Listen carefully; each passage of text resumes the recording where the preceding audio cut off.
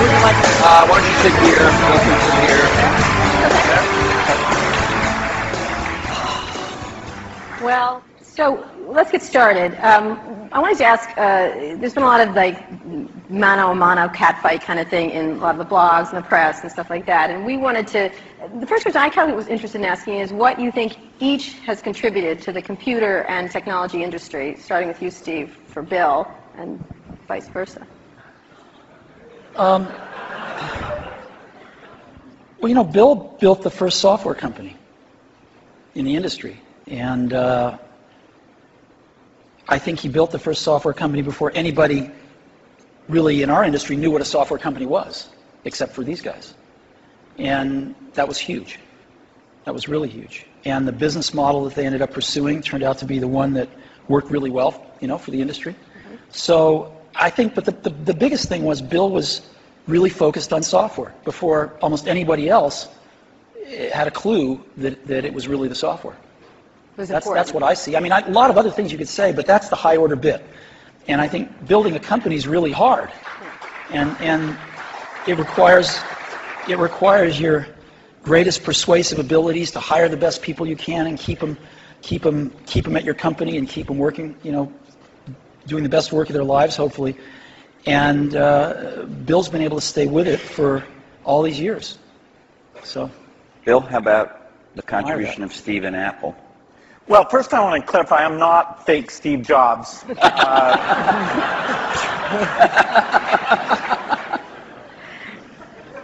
know, what Steve's done is quite phenomenal. You know, if you look back to 1977, that Apple II computer, the idea that it would be a mass market machine, you know, the bet that was made there by Apple uniquely, there were other people with products, but the idea that this could be an incredible, empowering phenomena, Apple pursued that dream. You know, then one of the most fun things we did was the Macintosh, and that was so risky. And people may not remember that Apple really bet the company. Lisa hadn't done that well, and you know, some people were saying, okay, that general approach wasn't good. But the team that Steve built, even within the company, to pursue that, even some days it felt a little ahead of its time. I don't remember that Twiggy disk drive. 128K. Yeah. And the Twiggy disk drive. Yes. Steve gave a speech once, which is one of my favorites, where he talked about, in a certain sense, we build the products that we want to use ourselves.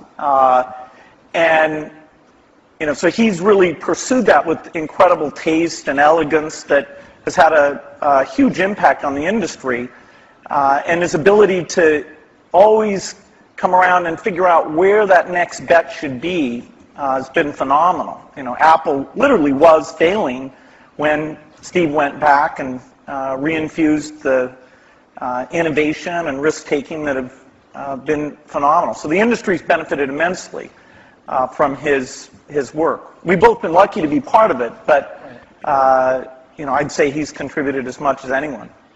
We've also both been incredibly lucky to have had great partners that we started the companies with, and we've attracted great people. I mean, so everything that's been done at Microsoft and at Apple has been done by just remarkable people, none of which are sitting up here, you know, today. Well, not us. Well, you're sort of the, not us.